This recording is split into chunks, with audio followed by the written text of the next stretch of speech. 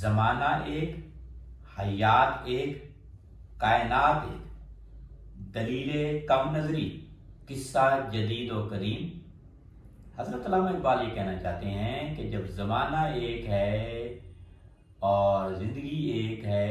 कायनात एक है, तो फिर ये कम नजरी है ना, कम फहमी है, कम अकली है कि तकसीम कुनंदों ने ना इसको जदीद और कदीम के इल्म में कर दिया है कि जदीद का इल्म ये है, कदीम का इल्म ये है। इल्म का है चाहे किसी भी ज़माने का हो, इल्म इल्म होता है वो इल्म जो आपको दिल के करीब कर दे,